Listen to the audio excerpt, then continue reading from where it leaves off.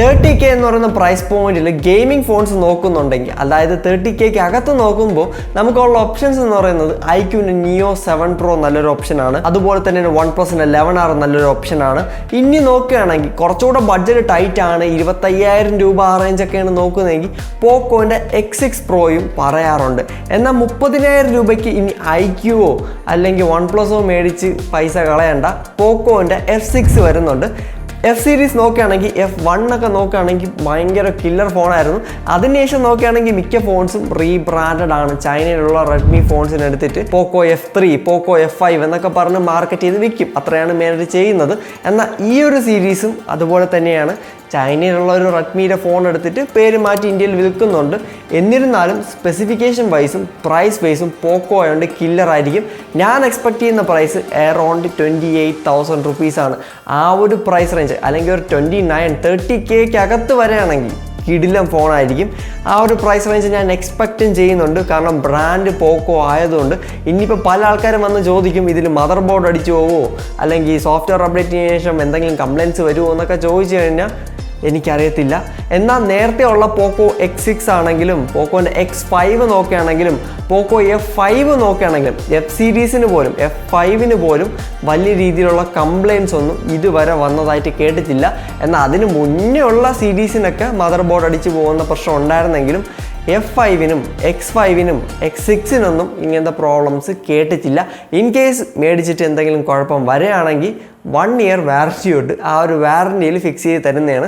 ഇനിയിപ്പോൾ 1 ഇയർ കഴിഞ്ഞാൽ എന്ത് പറ്റും എന്നൊന്നും നമുക്ക് ഗ്യാരണ്ടി പറയാൻ പറ്റത്തില്ല. കാരണം ഇതെന്ന് പറയുന്നത് ഒരു ഇലക്ട്രോണിക് ഡിവൈസ് ആണ്, എന്തും സംഭവിക്കാം. അപ്പോൾ മെയിനായിട്ട് പോക്കോ F6നെ പറ്റി പറയാനാണെങ്കിൽ റെഡ്മി, ചൈനയിലുള്ള ഒരു റെഡ്മി ടർബോ സീരീസിൻ്റെ ഫോൺ എടുത്തിട്ട് ഇന്ത്യയിൽ കൊണ്ടുവന്ന് റീബ്രാൻഡ് ചെയ്ത് വിൽക്കുന്നു. പോക്കോൻ്റേതായിട്ടുള്ള കുറേ ഫ്ലെയറും കാര്യങ്ങളൊക്കെ ആഡ് ചെയ്തിട്ടാണ് വിൽക്കുന്നത്.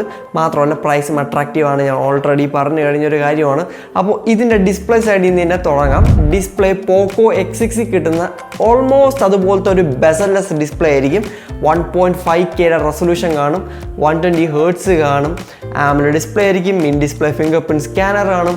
അവിടെ ഒന്നും ഒരു കുഴപ്പമില്ല. കാരണം പോക്കോ X6 നോക്കുകയാണെങ്കിൽ അടിപൊളി ഡിസ്പ്ലേ ആയിരുന്നു. അപ്പോൾ അതേ ഡിസ്പ്ലേ ആയിരിക്കും ഇവിടെയും കിട്ടുന്നതെന്ന് എക്സ്പെക്റ്റ് ചെയ്യാം. അല്ലെങ്കിൽ ആ ഒരു റെഡ്മി സീരീസിലും ഏകദേശം ഇതുപോലത്തെ ഒരു ഡിസ്പ്ലേ തന്നെയാണ് വന്നിട്ടുള്ളത്.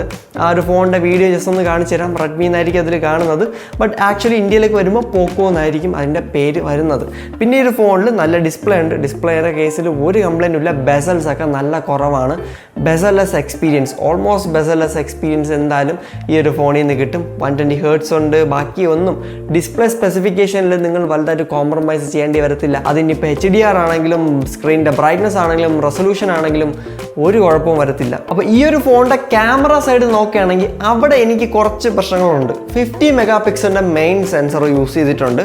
അതുപോലെ തന്നെയാണ് ഒരു 8 മെഗാ അൾട്രാ വൈഡും യൂസ് ചെയ്തിട്ടുണ്ട്. ബാക്കിൽ ഫ്രണ്ട് ക്യാമറ നോക്കുകയാണെങ്കിൽ 20 മെഗാ കൊടുത്തിട്ടുണ്ട്. നല്ല കാര്യം, ഫ്രണ്ട് ക്യാമറ അത്യാവശ്യം നല്ലോണം ഇമ്പ്രൂവ് ചെയ്തിട്ടുണ്ട്. എന്നാൽ ബാക്ക് ക്യാമറ 50 മെഗാ ഓക്കെയാണ്, അത്യാവശ്യം നല്ല സെൻസറും കാര്യങ്ങളൊക്കെ കൊടുത്താൽ ഓക്കെയാണ്. ബട്ട് 8 മെഗാ അൾട്രാ വൈഡ് എന്ന് പറയുന്നത് 2024 8 മെഗാ ഈ ഒരു പ്രൈസ് പോയിന്റിൽ ഞാനൊട്ടും ഹാപ്പി അല്ല. കാരണം മിക്ക ബ്രാൻഡ്സ്, ഇപ്പോൾ പോക്കോ മാത്രമല്ല, പോക്കോ, റെഡ്മി, റിയൽമി ഏത് ബ്രാൻഡിൽ വന്നാലും, ഇപ്പം OnePlus ആയാലും ഏത് ബ്രാൻഡും കൊടുക്കുന്നൊരു കാര്യമാണ് 8 മെഗാ അൾട്രാ വൈഡ്. ഒരു കാലം ഉണ്ടായിരുന്നു, ഏകദേശം ഒരു 5 വർഷം അല്ലെങ്കിൽ ഒരു 3-4 വർഷം ബാക്കിലോട്ട് നോക്കുകയാണെങ്കിൽ നമുക്ക് അറൗണ്ട് ഈ ഒരു പ്രൈസ് പോയിന്റിൽ അല്ലെങ്കിൽ ഒരു 15Kക്കുള്ള സ്മാർട്ട് ഫോൺ നോക്കുകയാണെങ്കിൽ പോലും 13 മെഗാ അൾട്രാ വൈഡ് കൊടുത്തിരുന്ന ഒരു കാലമുണ്ട്. 20Kക്ക് മേളിലൊന്നും ഇത്രയും ലോ മെഗാ പിക്സലുള്ള അല്ലെങ്കിൽ 8 മെഗാ അൾട്രാ വൈഡ് ആരും ഫിറ്റ് ചെയ്യാറില്ല. മിനിമം ഒരു 13 മെഗാ 12 മെഗാ അൾട്രാ വൈഡ് കാണും ഈ ഒരു പ്രൈസ് പോയിന്റിന്. എന്നാൽ കാലം മാറി. എന്നാൽ കമ്പനീസ് ബാക്കിലോട്ടാണ് സഞ്ചരിക്കുന്നത്. 8 മെഗാ അൾട്രാ വൈഡാണ് ഈ ഒരു ഫോണിലും കൊടുത്തിട്ടുള്ളത്. പോക്കോനെ മാത്രം കുറ്റം പറയുന്നതല്ല, മിക്ക ബ്രാൻഡ്സും ചെയ്യുന്നതാണ്. പിന്നെ അനാവശ്യമായിട്ടുള്ള 2 മെഗാ ഡെപ്ത് മാക്രോ ഒന്നും കുത്തി നിറച്ചിട്ടില്ല ഈ ഒരു ഫോണിലെന്ന് പറയുന്നത് വലിയ കാര്യം. ഡുവൽ ക്യാമറാസ് ആണ് കൊടുത്തിട്ടുള്ളത്. ഫ്രണ്ടിൽ 20 മെഗാ ഫ്രണ്ട് ഷൂട്ടറും കൊടുത്തിട്ടുണ്ട്. പിന്നെ ഷവോമിയുടെ പോക്കോ സീരീസ് ആയതുകൊണ്ട് അവർ ക്യാമറ അങ്ങനെ ഫോക്കസ് ചെയ്യാനുള്ള ചാൻസസ് വളരെ കുറവാണ്. അപ്പോൾ ക്യാമറ സെൻട്രിക് ഫോൺ ആയിരിക്കാനുള്ള ചാൻസസ് വളരെ കുറവാണ്. പോക്കോ X6 Pro ആണെങ്കിലും X6 ആണെങ്കിലും അതിലൊക്കെ നമ്മൾ കണ്ടതാണ് ക്യാമറ പെർഫോമൻസ് ഡീസൻറ്റ് ടൈപ്പാണ്. റെഡ്മി സീരീസിൻ്റെ ആ ഒരു ലെവലിൽ പോലും വരുന്നില്ല ക്യാമറ പെർഫോമൻസ്. ആ ഒരു ട്രാക്ക് റെക്കോർഡ് ഇതിൽ വരാനുള്ള ചാൻസസ് ഉണ്ട്, ഉറപ്പ് പറയുന്നില്ല. ചിലപ്പോൾ ഇതിൻ്റെ ക്യാമറ പെർഫോമൻസ് നല്ലതുമായിരിക്കാം. ബട്ട് എൻ്റെ ഒരു അസംപ്ഷൻ അനുസരിച്ച് ക്യാമറ പെർഫോമൻസ് ഇതിൻ്റെ ഒരു മെയിൻ പ്രയോറിറ്റി അല്ല. പിന്നെ ബാറ്ററി സൈഡ് നോക്കുകയാണെങ്കിൽ 5000 mAh ബാറ്ററി 90 wattsൻ്റെ ഫാസ്റ്റ് ചാർജറും കൊടുത്തിട്ടുണ്ട്. ഇതെന്ന് പറയുന്നത് അത്യാവശ്യം നല്ല ഫാസ്റ്റാണ്. 90 watts എന്ന് പറയുന്നത് 30Kക്ക് ധാരാളമാണ്. 90 watts 125 wattsൻ്റെയോ അല്ലെങ്കിൽ 150 wattsൻ്റെയോ ഒന്നും ആവശ്യം ആർക്കും ഇല്ല. ഇതൊക്കെ തന്നെ ധാരാളമാണ്. 90 wattsൻ്റെ ആവശ്യം മാത്രമേ മെജോറിറ്റി ഓഫ് ആൾക്കാർക്കും ഉള്ളൂ. 5000 mAh ബാറ്ററിയും കൊടുത്തിട്ടുണ്ട്, അവിടെയൊന്നും വേറെ കംപ്ലയിൻസ് പറയാനില്ല. പിന്നെ ചാർജറും പെട്ടിക്കകത്തുണ്ട്. ചില പ്രമുഖ ബ്രാൻഡ്സ് ചെയ്യും പോലെ 25 wattsൻ്റെ സൂപ്പർ ഫാസ്റ്റ് ചാർജിങ് ഓപ്ഷനായിട്ട് കൊടുക്കും. എന്നിട്ട് ചാർജറും പെട്ടിക്കകത്ത് കൊടുക്കാത്ത പരിപാടിയൊന്നും ഇവിടെ കാണിച്ചിട്ടില്ല. 90 wattsൻ്റെ ചാർജർ ആണെങ്കിൽ ബോക്സിനകത്ത് ഇൻക്ലൂഡഡ് ആണ് ഈ ഒരു ചാർജർ എന്ന് പറയുന്നത്, നല്ലൊരു കാര്യം. പിന്നെ ഇതിൻ്റെ സ്റ്റോറേജും റാമും നോക്കുകയാണെങ്കിൽ 8GB റാമും 256GB ഇൻറ്റർണൽ സ്റ്റോറേജാണ്. 8GB വന്നിട്ട് LPDDR5X റാം ടൈപ്പും UFS 4.0 സ്റ്റോറേജ് ടൈപ്പാണ് കൊടുക്കുന്നത്. പോക്കോ X6 Proയിലും ഏകദേശം സെയിം സ്പെസിഫിക്കേഷൻ തന്നെയാണ് ഇവിടെയും കൊണ്ടുവന്നിട്ടുള്ളത്. അതിലൊന്നും വലിയ കംപ്ലയിൻസ് ഇല്ല, കിടിലൻ തന്നെയാണ്. ഈ ഒരു പ്രൈസ് പോയിന്റ് നോക്കുകയാണെങ്കിൽ മിക്ക ബ്രാൻഡ്സും UFS 2.2 ഒക്കെ കൊടുക്കുന്ന ഒരു ഇതാണ്. എന്നിരുന്നാൽ പോലും 3.1-നെയും കാട്ടും 2.1-നെയും കാട്ടൊക്കെ ബെറ്ററാണ് 4.0 ഓൺ പേപ്പർ ബെറ്റർ ആണ്. എന്തായാലും പെർഫോമൻസ് ഈ ഒരു ഫോൺ ലോഞ്ച് ആയതിനു ശേഷം മാത്രമേ പറയാൻ പറ്റത്തുള്ളൂ. അപ്പോൾ പെർഫോമൻസിൻ്റെ കാര്യം പറഞ്ഞപ്പോഴാണ് ഈ ഒരു ഫോണിൽ യൂസ് ചെയ്തിട്ടുള്ള ചിപ്സെറ്റിനാണ് ഇതിൻ്റെ മെയിൻ ഹൈലൈറ്റ് വരുന്നത്. 30Kക്ക് സ്നാപ്ഡ്രാഗൺ 8S Gen 3 ആണ് ഈ ഒരു ഫോണിൽ യൂസ് ചെയ്യുന്നത്. അപ്പോൾ ഈ ഒരു ചിപ്സെറ്റ് എന്ന് പറയുന്നത് കിടിലം പെർഫോമൻസ് ആണ് ഓഫർ ചെയ്യുന്നത്. അതും 30Kക്ക് ഈ ഒരു ഫോൺ ഇറങ്ങുകയാണെങ്കിൽ കിടിലമായിരിക്കും.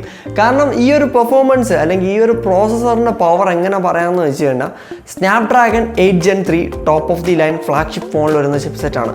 സ്നാപ്ഡ്രാഗൺ 8 Gen 2 എന്ന് പറയുന്നത് നമുക്കൊരു 30 to 40K റേഞ്ചിലുള്ള ഫോൺസിൽ വരുന്നതാണ്. എന്നാൽ ഈ ഒരു ഫോണിൽ യൂസ് ചെയ്തിരിക്കുന്ന ചിപ്സെറ്റ് ഇതിൻ്റെ രണ്ടിനെയും ഇടയ്ക്ക് വരും. അതായത് നമ്മുടെ സ്നാപ്ഡ്രാഗൺ 8 Gen 3 ഇവിടെ നിൽക്കുകയാണെങ്കിൽ സ്നാപ്ഡ്രാഗൺ 8S Gen 3 നോക്കുകയാണെങ്കിൽ അതിൻ്റെ ഒരു സെക്കൻഡ് ലെവലായിട്ട് വരും. കുറച്ചൊക്കെ ഒന്ന് പെർഫോമൻസ് കുറച്ചിട്ടുള്ളൊരു വേരിയൻ്റ് ആണ്. എന്നാൽ നമ്മുടെ സ്നാപ്ഡ്രാഗൺ 8 Gen 2 ആയിട്ട് വളരെ സിമിലറുമാണ് നമ്മുടെ 8S Gen 3 എന്ന് പറയുന്നത്. ഒരു ലാഡർ പോലെ നോക്കുകയാണെങ്കിൽ ഫസ്റ്റ് നമുക്ക് സ്നാപ്ഡ്രാഗൺ 8 Gen 3 വരും, സെക്കൻഡ് സ്നാപ്ഡ്രാഗൺ 8S Gen 3 വരും, തേർഡ് നോക്കുകയാണെങ്കിൽ സ്നാപ്ഡ്രാഗൺ 8 Gen 2 വരും. അങ്ങനെ ജസ്റ്റ് സിമ്പിളായിട്ട് മനസ്സിലാക്കിയാൽ മതി. നല്ല പെർഫോമൻസ് എന്തായാലും കിട്ടും ഈ ഒരു പ്രൈസ് പോയിന്റിന്. അപ്പോൾ ഗെയിമിംഗ് ഫോൺ 30Kക്ക് നോക്കുന്നുണ്ടെങ്കിൽ ഈ ഒരു ഫോണായിരിക്കും ബെസ്റ്റ്. പെർഫോമൻസിൻ്റെ കാര്യത്തിൽ എന്തായാലും ഈ ഒരു ഫോൺ ഒരു കുറവും വരുത്തത്തില്ല. അത് നമ്മുടെ ചാനലിനെ പോലെ തന്നെയാണ്. അപ്പോൾ ഈ ഒരു ചാനലിലെ വീഡിയോസ് ഇഷ്ടമായെങ്കിൽ തീർച്ചയായും സബ്സ്ക്രൈബ് ചെയ്യുക. അപ്പോൾ ഈ ഒരു ഫോൺ ലോഞ്ച് ആവാൻ വേണ്ടി നമുക്ക് എന്തായാലും വെയിറ്റ് ചെയ്യാം. വെയിറ്റ് ചെയ്തതിനു ശേഷം ഈ ഒരു ഫോൺ ലോഞ്ച് ആയതിനു ശേഷം ബാക്കിയുള്ള കുറേ ഫോൺസ് ഈ ഒരു പ്രൈസ് പോയിന്റിൽ മേടിക്കാൻ പറ്റും. അതൊക്കെ ആയിട്ട് നമുക്കൊന്ന് കമ്പാരിസൺ ചെയ്ത് നോക്കാം. അപ്പോൾ ഈ ഒരു വീഡിയോ ഇഷ്ടമായെങ്കിൽ തീർച്ചയായും നമ്മുടെ ബാക്കിയുള്ള വീഡിയോസ് ചെക്കൗട്ട് ചെയ്ത് നോക്കാം. This is Formos. Good bye.